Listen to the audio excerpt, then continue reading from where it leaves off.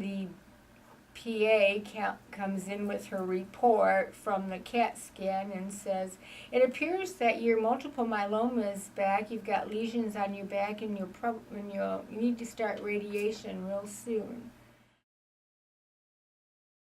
She comes back in with the report and says, your multiple myeloma is back, and you need to have you need to start radiation soon, And for somebody that's just already been through a bout of multiple myeloma and remission, that wasn't really what you wanted to hear.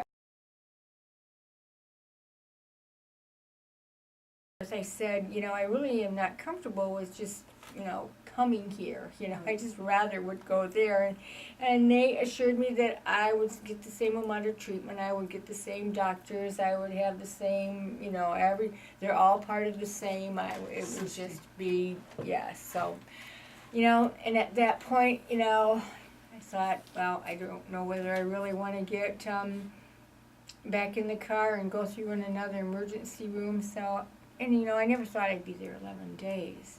Oh. So I got admitted and got into the room, and and so over the first day and a half, we were dealing with the thought that I had multiple myeloma back.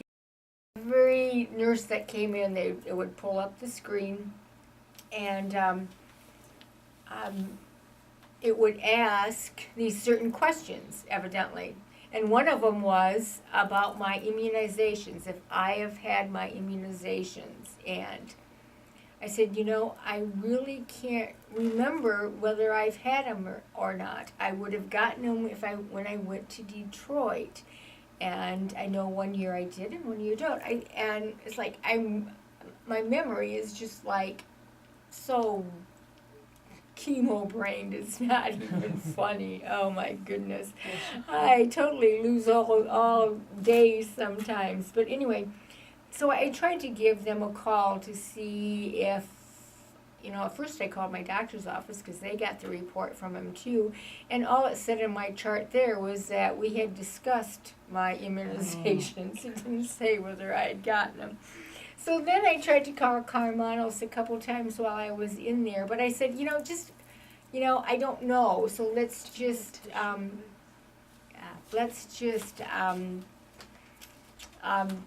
just put a note in there that I don't know. So they continue to ask the same question every day. They continue to ask that and not every day. It was every nurse that came in on every shift. I said I didn't know I had bursitis in my hip, and so I got the shot, and I said, so okay, that's going to take care of my leg pain, right? And he said, no, this is just a shot for your bursitis in your hip. And I said, so what is my next plan?